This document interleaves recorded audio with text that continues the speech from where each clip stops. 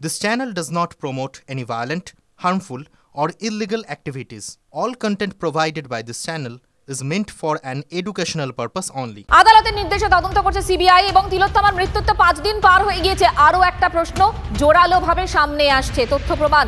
সেই তথ্য প্রমাণ নষ্ট হয়ে যায়নি তো? কারণ কাল আমরাই সবার আগে দেখিয়েছিলাম যে সেই যে সেমিনার রুম তার পাশেই তো নির্মাণ কাজ চলছে। এই নির্মাণ কাজ কেন চলছে? তাহলে ঠিকমতো তথ্য পাবে তো সিবিআই? সৌরভ দত্ত আমাদের সঙ্গে রয়েছেন, আমার সহকর্মী।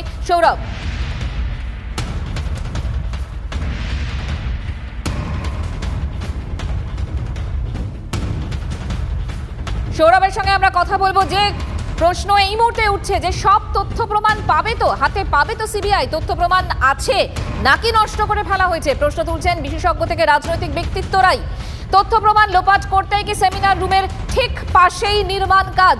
কার স্বার্থে এই রুমের কাছে ভাঙাচোরার কাজ শুরু হয়েছে? কারণ 9 তারিখ এই ঘটনা সম্পর্কে আমরা জানতে পারি, তারপর 10 তারিখ এই নির্মাণ কাজের অনুমতি দেওয়া হয় এবং তারপরেই এই ভাঙাচোরার কাজ শুরু হয়ে যায়। ভাঙাচোরার কাজ যখন শুরু হয়ে যায় তারপর তথ্য প্রমাণ ঠিকমতো এখানে থাকবে তো? এই প্রশ্নটাই সব থেকে বেশি করে সামনে আসছে। এই ছবি প্রথমেই দেখাই আমরা গতকাল TV9 বাংলা।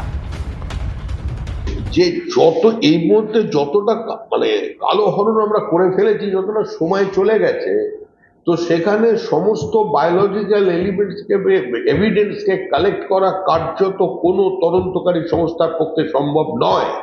এবং প্লেস অফ অকারেন্সেও যে পরিবর্তন আনা হয়েছে, এই যে সময়টা নেওয়া হয়েছে, এই যে টাইম বাই করা হয়েছে, একটা নির্দিষ্ট সময় বেঁধে দেওয়া হয়েছে যে 7 দিনের মধ্যে পুলিশের ব্যবস্থা না নিলে আমি সিবিআইকে তদন্ত দেব।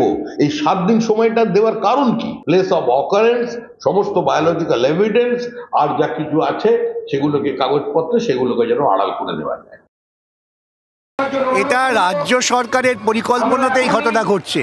কেন হাসপাতালে যদি কোনো ভাঙাচোরার কাজ হয়, নির্মাণের কাজ হয়, সেটা কিন্তু পিডব্লিউডি করে। এখন পিডব্লিউডিকে কে পাঠাবে রাজ্য সরকারের অনুমোদন ছাড়া? ইতিমধ্যেই আমি সিবিআইকে জানিয়েছি, যেই মুহূর্তে আদালত আপনাদের তদন্তের দায়িত্ব দিয়েছেন তখন থেকেই আপনারা কিন্তু এই তদন্তের সামগ্রিক দায়িত্বে। এই সময়ের মধ্যে যদি কোনো পরিবর্তন হয়, দায় আপনাদের। অতএব আপনাদেরই উদ্যোগ নিয়ে ব্যবস্থা নিতে হবে। একটি মেয়েকে খুন করার পর তাদের রেস্টরুমের চিন্তা হলো। এই চিন্তাগুলো কিসের চিন্তা? এই চিন্তাগুলো ধর্ষকদের অনুপ্রাণিত করার চিন্তা।